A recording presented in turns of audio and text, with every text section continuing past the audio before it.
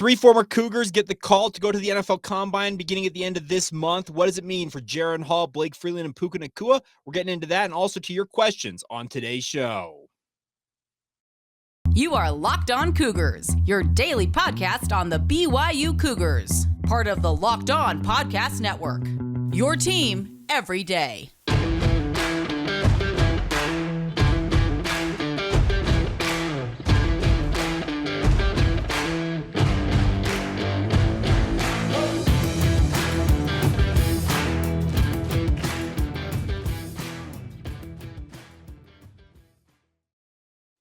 What is up, everybody? I'm Jake Hatch, your host here on Locked On Cougars, your resident BYU insider. Thank you for making Locked On Cougars your first listen of the day every single day. We know we have a lot of options out there when it comes to your Cougar podcast needs, but thank you for taking the time to check out the show.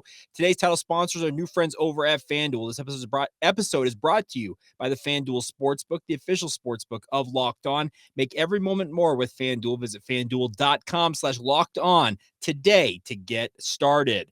All right, let's dive right in on today's show. And just a quick reminder that we're very proud to be part of the Locked On Podcast Network, where, of course, the motto is your team every day. And as we are wont to do, we talk about the news of the day when it comes to BYU. And the big news yesterday, or I guess I should say today, is that three former Cougars have gotten the invitation to go to the NFL Scouting Combine coming up in Indianapolis, Indiana, beginning February 28th. And it goes from the end of this month, so the 28th through March 6th.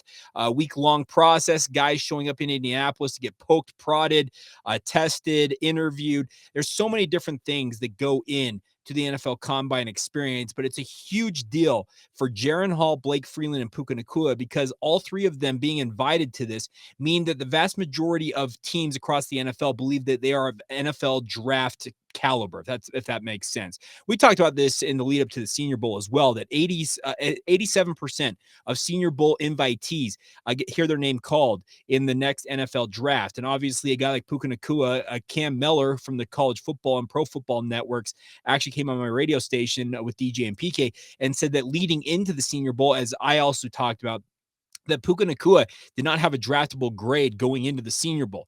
After his performance, though, at the Senior Bowl, as Cam mentioned, you can go search out DJ and PK wherever you get your podcast and listen to the interview from last week. He said that Puka Nacua is firmly on NFL draft boards now. He's a day 3 guy, and very firmly he feels like even just with the 1 day's worth of work he showed at the Senior Bowl, he believes Puka Nacua is getting that opportunity. And that's the thing about this is this year the NFL Combine has invited 319 players, and obviously not 319 guys are going to get drafted this year because only 259 selections are in this upcoming 2023 NFL draft. So you're going to have 50, 60 some odd guys that go to the Combine, not hear their name called in the NFL draft. And there will also be a few guys, I don't know, call them stragglers, but different guys that pop out on a pro day, whatever it might be. They're a guy that a team is just really, really a big believer in, having watched them in one of these showcase events, that they will draft having not seen them get invited to the NFL Combine. But it is still a huge deal for Jaren, Blake, and Puka to be invited to go out there because you obviously have to run the on-field drills. Guys like Puka Nacua do the 3-cone drill, run routes, show his ability to catch passes, but also he's going to get measured, run the 40, and this goes for all of them. Blake Freeland and Jaren Hall aren't accepted from this. That's the thing about this. They all have to put in the work when it comes to the NFL Combine, and they'll be training very intently for the next few weeks here to get ready for it. It's a big, big opportunity. It is the biggest NFL interview that exists out there. 319 guys milling around with NFL GMs, head coaches. You can watch this on the NFL Network, and it's absolutely insane. They've actually moved it to primetime viewing for the 40-yard dash and some of these workouts when it comes to the on-field work because people tune into it in droves.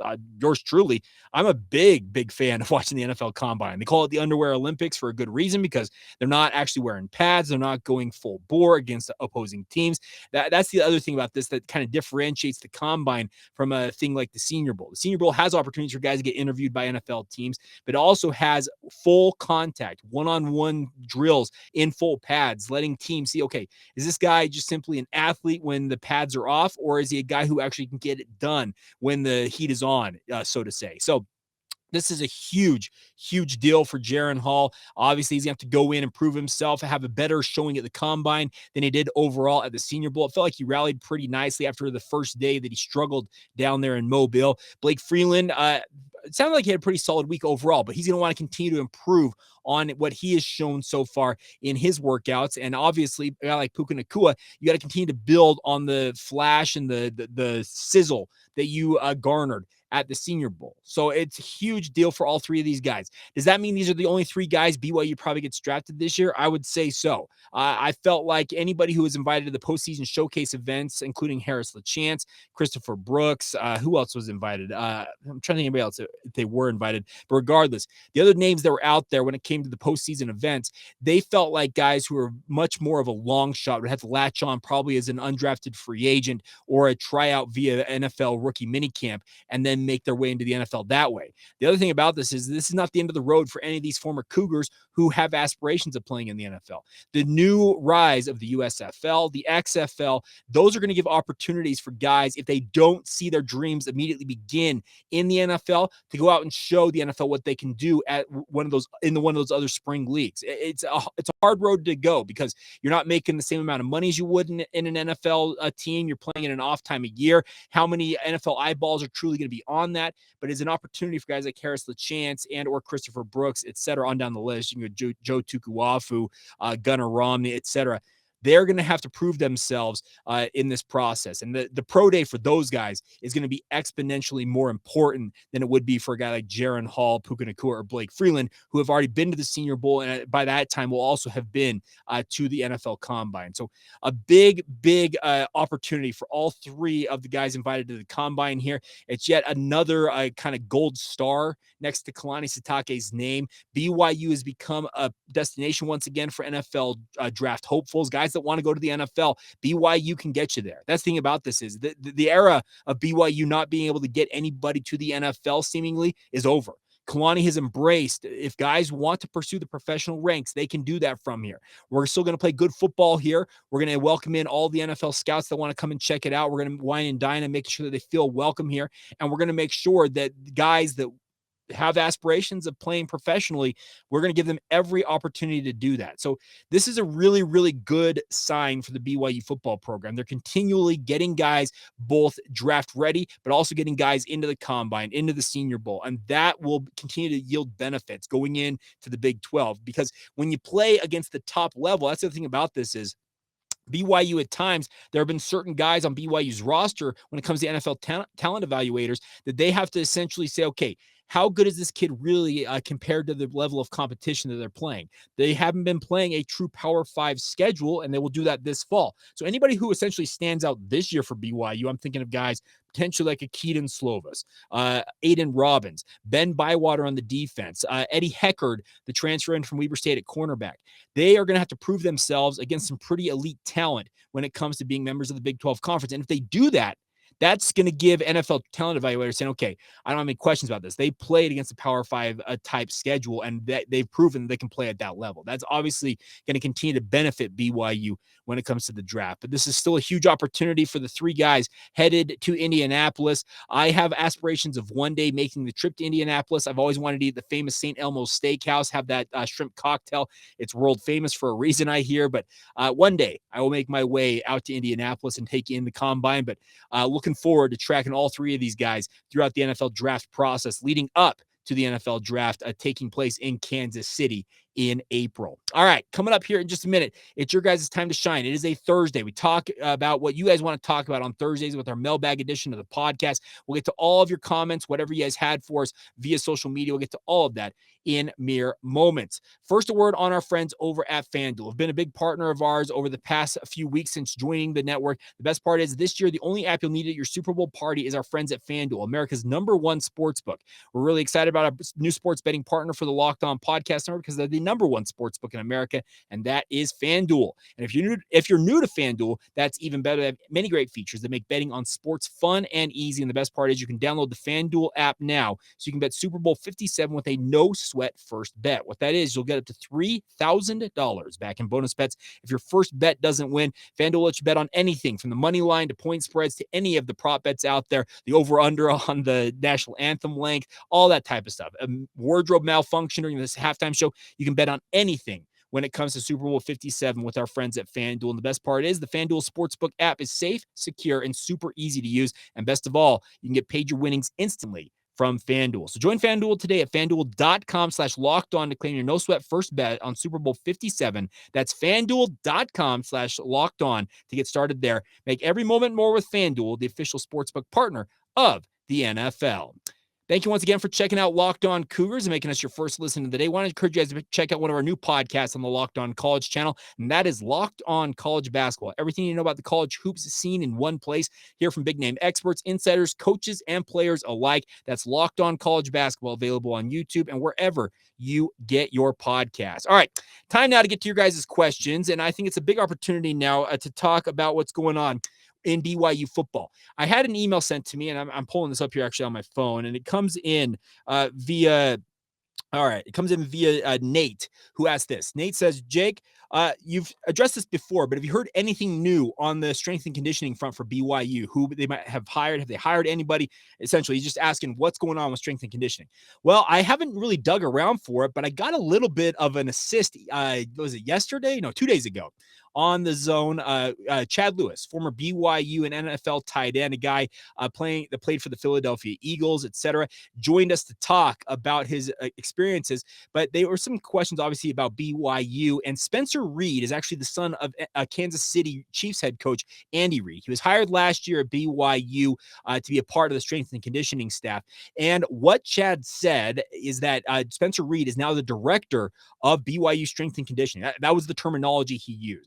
And the way I understand it, after asking about that a little bit more, after I heard that from Chad, is that Spencer Reed, essentially what I understand is he is kind of the day-to-day guy in the weight room working out with the players, obviously giving them the workout plans, tracking their fitness goals, all the strength gains, all that stuff, their body fat percentage. He is doing the day-to-day nuts and bolts of this, but he has got help with this. Dr. Skylar Main, as well as Colby Clausen, the former BYU linebacker himself, they're part of BYU sports science department. They obviously are going to work hand in hand with strength and conditioning to make sure BYU's athletes in the football program are at their peak efficiency, peak athleticism, whatever you want to term it to be. And a guy like Skylar Main is going to be very, very involved with this. But it sounds like Spencer Reed essentially has ascended to the job that Nuu Tafisi once held. Obviously, Nuu Tafisi and Justin McClure were dismissed earlier on in the offseason. So hopefully that answers your question, Nate. And I think a number of you out there have been wondering about that, but that should address that. And like I said, maybe at some point BYU will actually acknowledge this. We'll maybe have to ask Kalani Sitake once spring ball begins for more of a clarification on it. But the way I understand it is that Dr. Skylar Main and Colby Clausen, they're part of the sports science department, are now working hand in hand with Spencer Reed and the other strength and conditioning coaches. Essentially, they're comprising the brain trust. They're going to run things. Obviously, sports science and strength and conditioning are two separate things, but they have to work in concert with one another to make sure that BYU's athletes are at the best level they can possibly be at. So very cool stuff there. All right, next thing coming up. Mandy Jones, BYU fan 2005 on Twitter, tweeted this. Which home game are you looking forward to most on the 2023 football schedule? Now, Mandy, I will acknowledge this. I've said it once, I'll say it again. That Oklahoma home game for me is the end-all be-all for BYU in 2023. But a sneaky good home game in my mind is Texas Tech. I think Joey McGuire, the head coach of Texas Tech, is building something really, really nice there in Lubbock. And the thing about this is Texas Tech and BYU have only played one time in their respective football histories, 1940. And Tech actually won that game 21-20. So what is that going to be? 83 years later, they'll finally rematch in Provo. They played that game down there in Texas, if I recall correctly. But I think that Texas Tech game is a sneaky good one. But Oklahoma, to me, getting them in Provo is absolutely just huge, I think, for BYU. Next question coming in, McKay Duffin. It's Stud Duffin. That's a great Twitter handle, McKay. Thank you for weighing in. Your way too early prediction on the two deep along the defensive line. That's a very interesting one, McKay. I would say that I think Isaiah Banya is going to start at one defensive end spot along with Tyler Batty at the opposite defensive end. I'm assuming BYU is going to go with a four-man alignment. at least as their base alignment. So I think Tyler Batty at one end spot, Isaiah Banya at the other, where Banya is more of that hybrid, can be in a 2-point stance or 3-point stance coming off the edge. Now on the interior, I think that Jackson Cravens is going to start for BYU at defensive tackle, barring something unforeseen. I think he's a guy who has proven himself at Boise State. I think he's got all the tools to be a great guy for BYU on the interior of the defensive line. And then alongside him, I think at least in the early going of the season, so if you're asking me, this is Sam Houston State, I think that Caden Hawes will be your other starter at defensive tackle for BYU, whether it's a nose tackle or defensive tackle. Those are your two interior guys. Now at the backup positions, I think John Nelson is a defensive end backup for BYU. And then I also think that at the other end spot, you could see a number of other guys, but I'm going to actually place an early wager on Isaiah or Ice Moa. Maybe taking that spot at defensive end, kind of in that Isaiah Banya role, where he's that hybrid, can stand up in a 2-point stance / be a 3-point stance defensive end, just kind of depending on what BYU wants to do. I've got an early bet on Isaiah Moa being in that spot. Now on the interior at defensive tackle, backing up both Cravens and Caden Hawes, I will obviously default to David Latu, the junior college All-American who BYU signed in the signing day ceremonies on February 1st. And then I think it'll be a mixture of, okay, is Josh Larson able to come back from injury? Obviously, he was lost early in the season last year due to a leg injury. Can Atunai Samaje really master what he's been, not master, but recover from the numerous injuries that he's accumulated during his time at BYU and step up there? The other guy to pay attention to is Brooks Miley. Brooks Miley has been a phenomenal football player when he was playing in high school down there at Pineview. Sat out this past season due to a shoulder injury he suffered upon returning home over last summer. And I think that if he's fully healthy, Brooks Miley could make the move up the depth chart very quickly. And it wouldn't surprise me, by the way, at the end of the season, if potentially either Brooks Miley or David Latu is BYU starter at defensive tackle. But if you're asking me for week 1 against Sam Houston State, I think those are your 4. That's your 2 deep across the 4 defensive line spots. But there are a number of other bodies along that defensive line. The crazy thing about this is a guy like Kelly Papinga as well as Sione Puha, they have got a bevy of bodies in there on the defensive line, and we'll see who they sort out as their favorites when it comes to spring ball and moving on into the summer, also into training camp. All right, next question. Nick Chadwick, you mentioned in an earlier podcast you wanted to go to the game at Kansas City. How about we do a Locked On Cougars fan meet and greet to see if Kansas City barbecue is truly king? My skills here in Saratoga Springs are pretty high class, so I'm excited. Now, Nick, I didn't know you lived in Saratoga Springs. I live in Saratoga Springs. Why have you and I not actually met up in person, pulled out our Traegers, whatever smoker you happen to favor? I have a Traeger, and smoke some meat together? I think it'd be a fun thing to do, Nick. So hit me up, DM me. We'll see if we can work that out. But I would love to have a fan meet and greet. We'll have to see what we can do. I am currently in the, what we call it, the planning stages of some travel this year for BYU. I'm hoping to go to Lawrence, Kansas to watch BYU's first Big 12 game. I'm also planning hopefully to go to Texas in October, and I may make one other trip. I'm trying to plot if I want to go to Big 12 Media Days or if I want to go to another game this year. We'll see what happens. I think I'm going to make 3 trips this year. At least that's my plan as of current. And by the way, if you want to help out with that, I'm also always looking for sponsors to help fund that venture. LockedOnBYU@gmail.com. Hit us up. We got some good stuff we can help you guys out on that front with advertising and the like. But it's the Help Jake Travel to Big 12 Country Fund. We'll just call it that.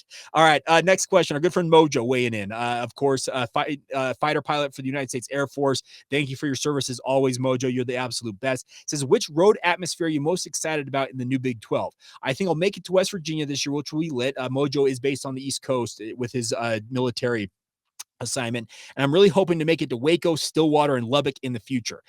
Now, West Virginia, I know the reputation of Morgantown is absolutely electric. There's a place that they burn couches for fun. So I think Morgantown would be a fun one. It's one of the games actually I'm considering making the trip to. If I trade off not going to Big 12 Media Days and go to a game, I may go to West Virginia in November. But I think that Waco will be a fun one. Baylor. I think that Stillwater, Oklahoma State, the Cowboys, those fans, they're rabid. I think it'd be a fun one to go to. I'm also looking forward to the newcomers going to Cincinnati, going to UCF, going to Houston. These are fan bases just like BYU who are absolutely ecstatic to be parts of the Big 12. That means I think the fan just buy-in will be greater, and that should lend itself to better road atmospheres. So I think that I would include those. Lubbock, I've been to Lubbock. There's nothing to write home about Lubbock itself. At some point, I'll probably have to go to Lubbock to watch a game, but Lubbock, the city itself, no offense. West Texas, Lubbock, no thank you. But hey, we'll have to see. All right, final few questions here. And this one's actually a 4-parter from our good friend Josh Glenn at @the_Josh Glenn. Says, should the news we got about Jaren and Puka not playing in the Senior Bowl give us cause for concern? I don't think so. I addressed this a little bit earlier this week. A lot of times when it comes to agents and obviously getting ready for the NFL draft, a lot of people out there are trying to protect their assets. And in this case, these are guys that have their bodies, that have had injuries. And speaking of Jaren and Puka, I wouldn't worry too much about it. I think that they're just trying to monitor themselves. Obviously, the NFL interactions, meeting with teams, interviews, height, weight measurements, skill drills, those are more important than actually playing in any single showcase event like the Senior Bowl was. So I wouldn't worry about that too much. So next one, which BYU quarterback goes to the NFL playoffs first?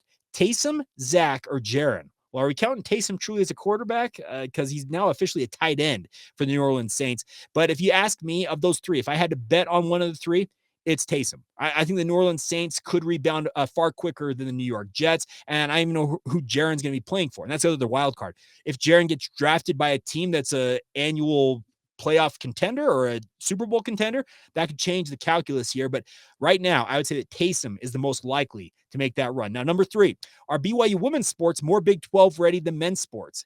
As a whole across the board, I would say yes, actually. I think women's soccer, women's volleyball, they're going to compete very favorably, if not be outright contenders for the Big 12 crown right away in the Big 12 conference. I think the BYU women's cross country, track and field will be also big players. Women's golf has had a little bit of an uptick here. Obviously, golf going up against higher level competition is going to be up against a little bit. I don't necessarily know how to super well evaluate women's tennis and women's swimming and dive, but I think that BYU is actually in a pretty good spot women's teams wise, more so than I feel like men's are. And obviously we all know that the men's teams get more attention across the board, but at the same time, it's still, you gotta obviously expect that they're all going to have to take an uptick in terms of their overall output, the recruiting prowess, all the different things they have to worry about. But I would assume that they would be more ready across the board, speaking of women's versus men's, but doesn't mean I'm any less excited to watch this Big 12 era unfold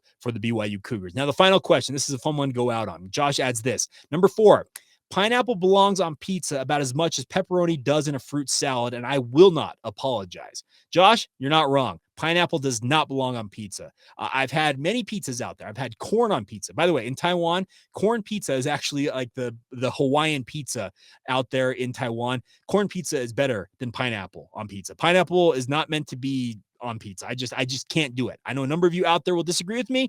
Feel free to at me. I'd love nothing more than the interactions with you guys, but I cannot do it. Pineapple, as I will reiterate with Josh, does not belong on pizza. All right. Coming up next, we look back at another win for BYU and our look back at all the 155 independent games in BYU history. Actually, a very important game that kind of got BYU back on track as they headed into the home stretch of the 2012 season. We'll get to that. We'll also take a quick look at BYU basketball playing in Pepperdine or at Pepperdine tonight down there in Malibu for the very last time as members of the West Coast Conference. We'll talk about all of that in mere moments. Today's show is brought to you by one of our new sponsors here, a local sponsor, our friends over at B Wearables. And I forgot to put this shirt on before I started recording. I literally grabbed it right before I started push record on this. But you see this right here. If you're watching this on YouTube, if I can get this in the picture, that's a nice little shirt that has got "Don't Play Soccer" on it. And that's what B Wearables is all about, my friends. They are created by a fan base out there. There's BYU, like they have a global fan base. Many of you live in different countries. BeWearables.co. It's a combination of Beware and Wearables, has collected real road signs from around the country that are just plain out, simply put, they're funny, and turn them into shirts. The best part is if you scratch your head and tilt your head a little bit, you'll discover that life is really funny. Each one of these designs is based on a real sign that is oddly funny. The best part is they come from literally all over the world. They're created by BYU alumni and fans. BeWearables.co converts those silly road signs into high-quality t-shirts, but also can put them on hoodies, phone cases, tote bags, and more. They find hilarious signs from all over the world, and Iceland, Southeast Asia, Brazil. I think the soccer one, if I recall correctly, came from Europe, or South America. I don't remember exactly, but regardless, BeWearables.co sells all the shirts through Amazon with fast, free shipping. And the best part is, I'm a big soccer fan, and this one made me chuckle because a lot of people will say, "Well, Jake, why do you have just a can't play soccer shirt?" It made me laugh. That's the thing. When I went and checked this out, Brad, who's the proprietor of B Wearables, it made me chuckle. That's why I ordered that shirt. So go order it. The best part is if you have a sign that you like out there, they can make a custom design for you. That's the best part about B Wearables. So go to bewearables.com. That is beware, ABLES.co, to browse through the collection of funny designs and get started today. Once again, if you have a custom sign out there that you'd like them to do, B Wearables can help you out with that. Talk to Brad. He'd love nothing more than to help you guys out. The best part is, as they say, life is funny, wear it. Life is funny, wear it. That's bewearables.co. Thank you once again for checking out Locked On Cougars and making us your first listen of the day. Always appreciate you guys checking out the show and being a part of it on a daily basis. It's so much fun to talk all things BYU. Now, 2 quick notes before we go on today's show. BYU men's basketball is in action tonight for their final trip to Malibu as members of the West Coast Conference. Here's the thing about Pepperdine. They have got really good athletes. Maxwell Lewis is probably going to be an NFL lottery pick, but the fact that Pepperdine is 1-10 in conference is absolutely abysmal. I don't even know what they're doing down there at Pepperdine. This should be a better team than they are, but regardless, this should be a good opportunity for BYU to get a win and then make the trip to Spokane to take on Gonzaga on Saturday. But Pepperdine has been a tough place for BYU in the past, and a guy like Maxwell Lewis and some of the other talent that Pepperdine has on that roster, if they get hot, they can make things a little more interesting for BYU, but keep an eye on that one. It's one of those games that on paper, it shouldn't be a contest. Because like I said, Pepperdine's just playing out the string here, obviously, but BYU, they've made Pepperdine, that Malibu trip, a little more interesting than it should have been multiple times in their past. All right, before we go here, let's continue our look back at all 155 BYU games that they've played in their history. We're talking about a big game for BYU. We just talked yesterday about a very disappointing loss against the number 5 ranked Notre Dame Fighting Irish. BYU was sitting at 4-4, had to make a long trip back to Atlanta to take on Georgia Tech and the Yellow Jackets. And this was a game a week after BYU gave up 270 rushing yards. When you're going up against triple option offense, that's absolutely just a daunting prospect to think about. And I remember looking at this saying, okay, they can't stop Notre Dame's rushing attack. What makes them think they're going to stop what Georgia Tech's got when they run the triple option almost exclusively under their system they ran at Georgia Tech? Well, BYU's defense came out and stymied Georgia Tech in this game. They did not allow a rushing or an offensive touchdown for Georgia Tech for the first time in more than 2 years.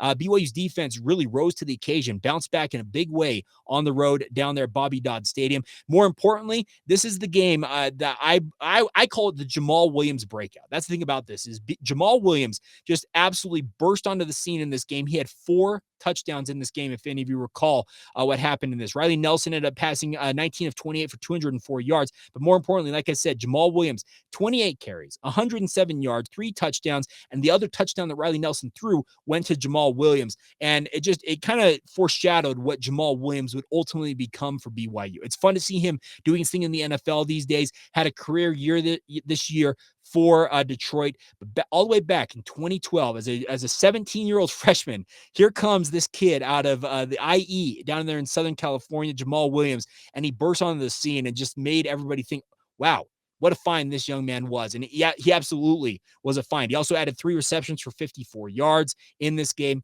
A very masterful performance because BYU puts it on Georgia Tech. 41-17 was the final. BYU was up 24-14 at halftime, but in the second half just ran away with it and made it a little bit of a laugher as BYU improved to 5-4 on the season and got their season back on track in many ways in 2012.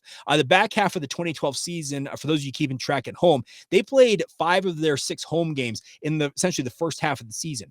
4 of their last 5 games were on the road. Obviously, they had the road games at, they had Oregon State come to Provo, but then they had to go to Notre Dame, to Georgia Tech. They also had to finish out with San Jose State, I believe, and there was one other game in there I'm misremembering right now, but regardless, it was a big win for BYU to get the season back on track and make Cougar fans just settle down a little bit because this 2012 team, as I talked about, the defense was one of those defenses that you feel like may have gotten wasted in many ways, but the way they dominated this Georgia Tech team, and Georgia Tech didn't turn out to be much of a player in any way. They were 3-5 after this loss to BYU, but like I said, going into the game, giving up 270 rushing yards to Notre Dame, you're thinking, wow, can they really slow down a triple option attack? Well, that's exactly what they did. And Jamaal Williams essentially took care of the rest and said, guys, I got this. I'm going to put this on my back and we're just going to roll to a victory here. So There you go. We'll talk tomorrow more about the back half of that season. We'll continue to break that down. I also have a very interesting list that was put out by the College Football Network. The rankings of the projected starters in the Big 12 Conference. Where does Keaton Slovis slot in those rankings? We'll talk about that on tomorrow's show. We'll also get you ready for the weekend ahead. A huge showdown at Gonzaga. We'll have it all for you guys on a Friday edition of Locked On Cougars. That'll do it. Big thank you once again for making us your first listen today. Now go make your second listen. Our friends over the Locked On Big 12 podcast. Get caught up on everything Big 12 wise with Josh Neighbors in 30 minutes or less. Get that available wherever you get your podcast or catch it on YouTube as well. That'll do it for myself. Once again, thank you for joining us. Have a great rest of your day, my friends. This has been the Locked On Cougars podcast. See ya.